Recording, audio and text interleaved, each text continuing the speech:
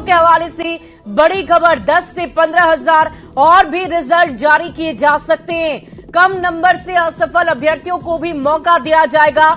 Result जारी होने के बाद हजारों सीटें अब भी खाली है। 1,20,336 शिक्षकों का रिजल्ट हुआ है और 1 लाख शिक्षकों ने प्रोविजनल ज्वाइनिंग लेटर भी लिया है। करीब 10,000 फर्जी और अयोग्य अभ्यर्थी हैं और करीब 10,000 अभ्यर्थी ज्वाइन नहीं करेंगे।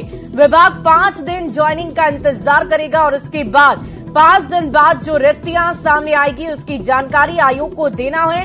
रिक्तियों के आधार पर सप्लीमेंट्री रिजल्ट जारी किया जाएगा। तो बड़ी जानकारी वैसे शिक्षकों के लिए जिनकी अब तक रिजल्ट सामने नहीं आया, जिन्होंने इंतजार किया लेकिन उनके मार्क्स कम आए हैं, उनके लिए ये खुशखबरी है। बड़ी जानकारी के लिए सीधे रुख करते हैं अपने संवाददाता रजनीश का। रजनीश, क्या जानकारी है? बिल्कुल, देखिए अभी जो पहले फेज की जो बहाली हुई है इसमें एक तरह से 1,20,336 रिजल्ट आया है, लेकिन कल औपबंधिक नियुक्ति पत्र को लेकर जो सूची तैयार की गई थी उसमें कुल 1,10,000 की सूची बनी है और उसके बाद 1 लाख ने ही अब तक ज्वाइन किया है और बाकी जो अभ्यर्थी हैं उसमें 10,000 जो अभ्यर्थी हैं उनका लगभग इंतजार किया जा रहा है।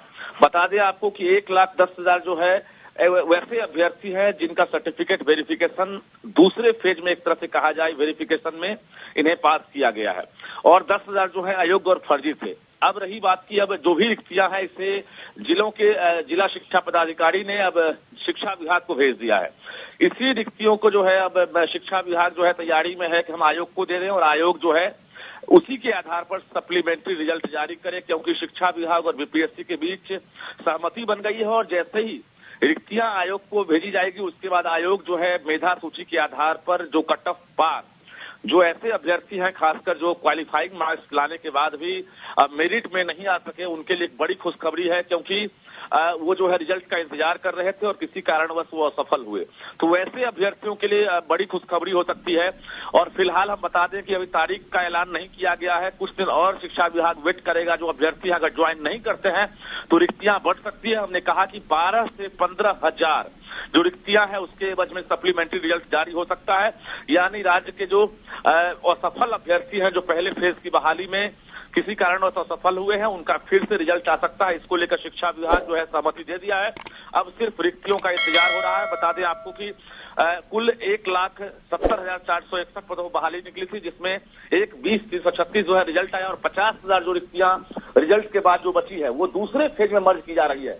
ऐसे में जो रिजल्ट के अंदर जो रिक्तियां बच रही है उसको अब पूरी तरह से उम्मीद है और एक तरह से सहमति बन गई है कि अब इसे सप्लीमेंट्री में कन्वर्ट किया जाए। बहुत बहुत शुक्रिया रजनीश हमारे साथ जुड़ने के लिए। वाकई और मुझे लगता है कि अगर आगे कभी ऐसा होगा तो ऐसा इतिहास बिहार ही रचेगा, कोई और प्रदेश नहीं रच सकता है। जोरदार ताली सबके लिए।